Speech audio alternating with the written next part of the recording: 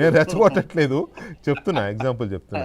Right, Kiran royal గారు, ఇప్పుడు దీన్ని కూడా మీ ప్రభుత్వానికే లింక్ పెట్టారు సాక్షి వారు, సోక్రాల్డ్ సాక్షి వారు వైసీపీ వారు కలిసి, అంటే వైసీపీ వాళ్ళదేలే కానీ ఇది ప్రభుత్వము తమ శిష్యుడైన తెలంగాణ పక్క రాష్ట్ర ముఖ్యమంత్రిని అడ్డు పెట్టుకొని కొత్త కుట్రకు తెరలేపారంట. సార్ మీరు టెలికాస్ట్ చేయకముందే చెప్పాను నేను. అవును, ఇందాక అన్నావులే, కరెక్ట్. వాళ్ళు 10 నిమిషాల్లో చంద్రబాబు గారి దర్శకత్వంలో జరిగింది ఖచ్చితంగా చెప్తారు. ఎందుకంటున్నా అంటే ఇక్కడ ఒక తమాషా ఏమంటే ఆ ఇంటర్వ్యూ చేసింది సాక్షి హైదరాబాద్ లో ఉంటుంది, తెలంగాణలో. అవును, మాట్లాడేది కూడా నాకు తెలిసి తెలంగాణలో అనుకుంటా, ఆ స్టూడియోలో కూర్చొని మాట్లాడాడు.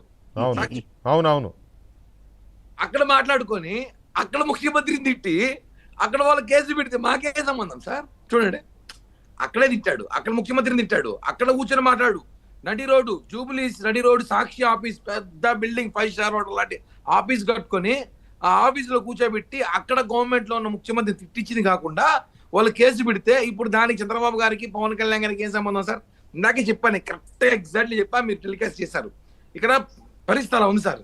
ఇక్కడ రాష్ట్రంలో ఏం జరిగినా తెలంగాణ మీద పడతారు, తెలంగాణలో ఏం జరిగినా ఆంధ్ర మీద వేస్తారు. ఉదాహరణకి ఇప్పుడు మన అన్నున్నాడు, పృథ్వీ అని ఉన్నాడు, అన్నట్టు నాకు పరిచయం ఉంది.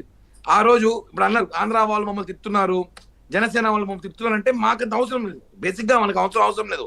ఆ రోజు కొన్ని వ్యాఖ్యలు నాగేశ్వరరావు గారు చేసినప్పుడు అప్పుడు వీళ్ళు తీసుకున్న స్టాండ్ నిర్ణయాలు, పవన్ కళ్యాణ్ గారి మీద చేసిన వ్యాఖ్యలతో ఇక్కడ ఆంధ్రాలో ఆయనకున్న కరిష్మా గారికి మా డిప్యూటీ సీఎం కాబట్టి మా నాయకులు మీరు ఇలా మాట్లాడతారని చెప్పి రియాక్ట్ అవుతారు.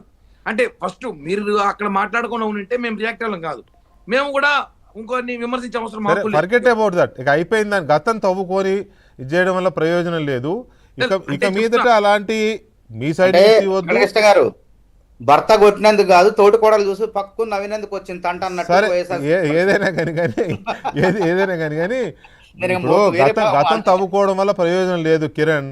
ఇప్పుడు ఇక నుంచి మీ సైడ్ నుంచి అటువంటి ఉండకూడదు, ఇటు సైడ్ నుంచి కూడా అలాంటివి ఉండకూడదని పృథ్వీ కానీ లేకపోతే ఆయన సహచరులు కానీ మా తెలిసిన ఫ్రెండ్స్ కానీ మా వాళ్ళైనా అలాంటివి ఉండకుండా చూడాలని నా రిక్వెస్ట్, ఇటువైపు నుంచి అటువైపు నుంచి కూడా, బోత్ సైడ్స్. ఎందుకంటే end of the day we are all brothers.